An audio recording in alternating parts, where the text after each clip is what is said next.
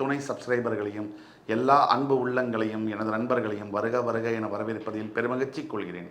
வக்ரதுண்ட மகாகாய சூரியகோடி சமப்பிரபக அபிக்னம் குருமே தேவ சர்வகாரியேஷு சர்வதா. தென்னாட்டுடைய சிவனே போற்றி, என் நாட்டவர்க்கும் இறைவா போற்றி. இன்னைக்கு நம்ம பேச போகிற தலைப்பு ஒரு புதிய தலைப்பு. இப்போ நம்ம இருக்கக்கூடிய பங்குனி மாதத்தில் உச்சம் தொடக்கூடிய ராசிகள் இதுதான் இன்றைய தலைப்பு.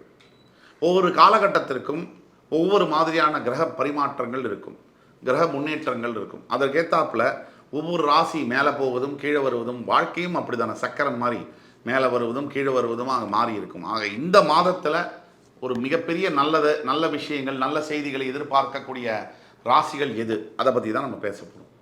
இந்த மாதம் பங்குனி மாதம் 2024ஆம் ஆண்டு இந்த மாதத்தில் பங்குனி மாதம் கிட்டத்தட்ட உங்களுக்கு ஏப்ரல் மாதம் ஆங்கில மாத முடிவில் பார்த்தீங்கன்னா குரு பயிற்சியே ஆகிடும். தமிழ் புத்தாண்டு பிறக்கும் போதே குரோதி ஆண்டு பிறக்குது 14ஆம் தேதி. அதுலேருந்து ஒரு 15 நாள் கழிச்சே கூட குரு பயிற்சி உங்களுக்கு ஆகிடும். அப்போது பெரிய கிரக மாற்றத்தை நோக்கி தான் இந்த மாதம் அடியெடுத்து வைக்கிறது. அப்போது இந்த நிலையில் நம்ம உண்மையாக சொல்லணும்னா பங்குனி மாதத்தில் மட்டுமில்லை, இந்த ஆண்டு முழுக்கும் இந்த மாதம் இன்னும் சிறப்பாக இருக்கக்கூடிய ராசிகளில் இந்த குரு பயிற்சியை ஒரு காரணமாக வச்சுட்டு நம்ம சொல்லணும்னா நம்பர் 1 ஸ்பாட் நம்ம மகரத்துக்கு தான் கொடுக்கணும். இந்த மகரத்துக்கு குரு பார்வை கிடைக்கின்ற யோகத்தினால் மகரத்தினுடைய நிலை பெருவாரியாக மாறப்போகிறது.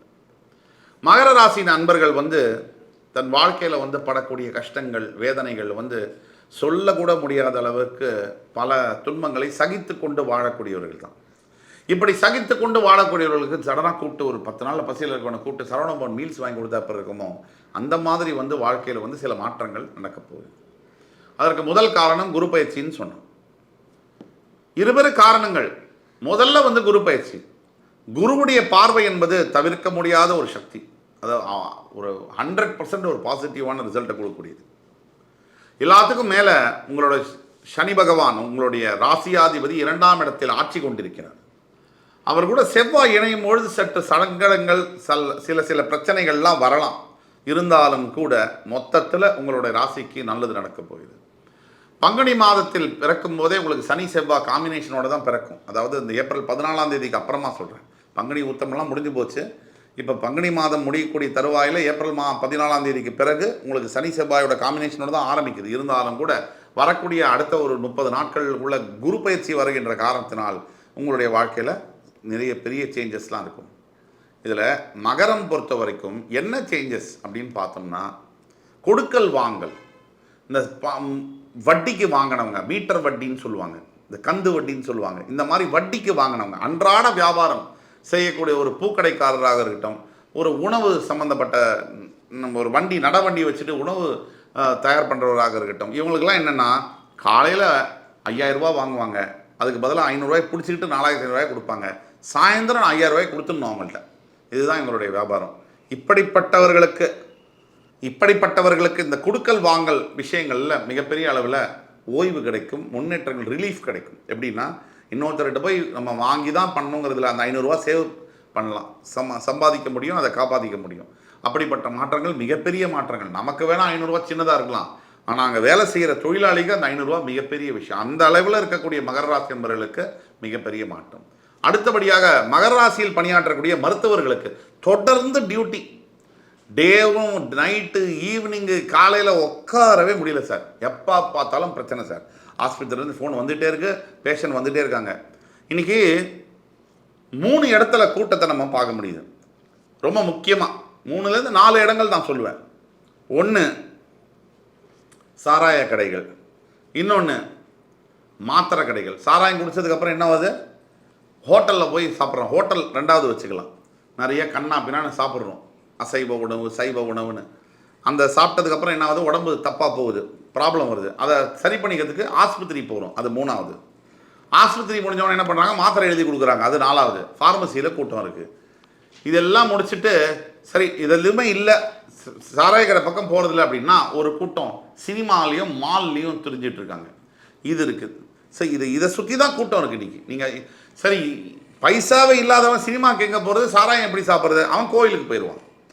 புரியுதுங்களா? இப்போ வந்து காசு இருக்கிறவங்க தான் சாராய கடைக்கு போவாங்க. தண்ணி அடித்த உடனே சாப்பிட்றதுக்கு ஏதாவது வேணும், நல்ல நான் வெஜிடேரியன் சாப்பிட்ணும். இது ரெண்டும் ஆச்சுன்னா என்ன ஆகும்? Deadly combination. சாராயம் ப்ளஸ் நான் வெஜிடேரியன் என்ன ஆகும்? கண்டிப்பாக உடம்பு சரியில்லாமல் போகும். அதுக்கு டாக்டர் கிட்ட போகணும், அங்கே காசு கொடுக்கணும். செலவழித்து வெளில வந்தோடனே மாத்திரை கடைக்கு போய் மாத்திரை வாங்கணும் 1500 2000 இது முடிஞ்சுது. சரி, இதில் இல்லை, எனக்கு குடிப்பழக்கம் இல்லைன்னா மால்ஸு. சரி, காசே இல்லைன்னா கோவில். புரியுதுங்களா? காசே இல்லைன்னு என்ன பண்ணோம்? எங்கேயும் போக முடியாது, கோவில் தான். அங்கேயும் நமக்கு மரியாதை கிடையாது. காசு இல்லாதவங்களுக்கு எங்கே மரியாதை இருக்கும்?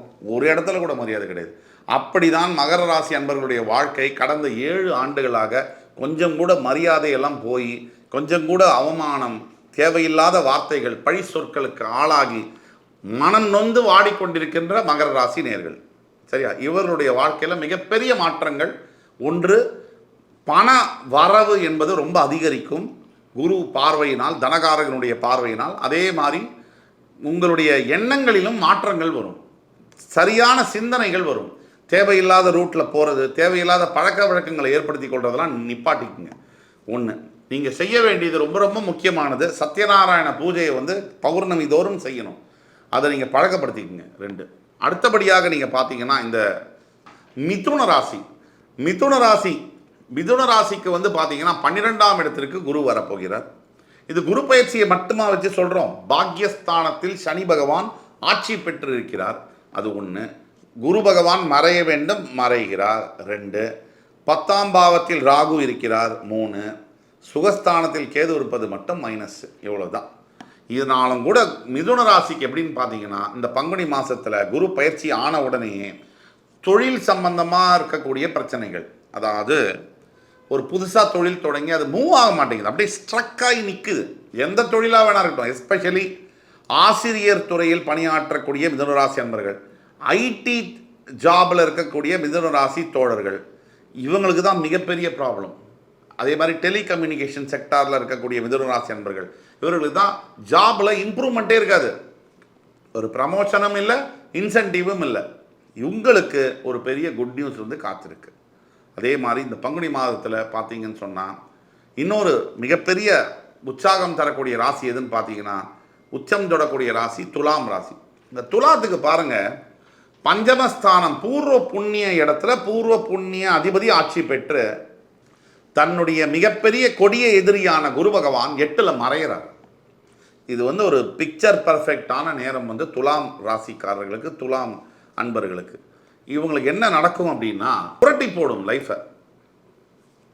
ரொம்ப பெரிய அளவில் தோற்று போய் நொந்து போய் இனிமேல் லைஃபே வேணாம் அப்படிங்கிற முடிவு எடுத்த பல துலாம் ராசி அன்பர்களுக்கு இந்த பங்குனி மாதத்தில் மிகப்பெரிய அளவில் மாற்றங்கள். எந்த மாதிரி மாற்றங்கள்னா, வேலை வாய்ப்புகள் மூலமாக, இல்லை பிரிந்த உறவுகள் சேர்வதன் மூலமாக, இல்லை உடல் தேக ஆரோக்கியத்தின் மூலமாக, இல்லை பணவரவு, சொத்து, பூர்வீக சொத்து டக்குன்னு வரும்.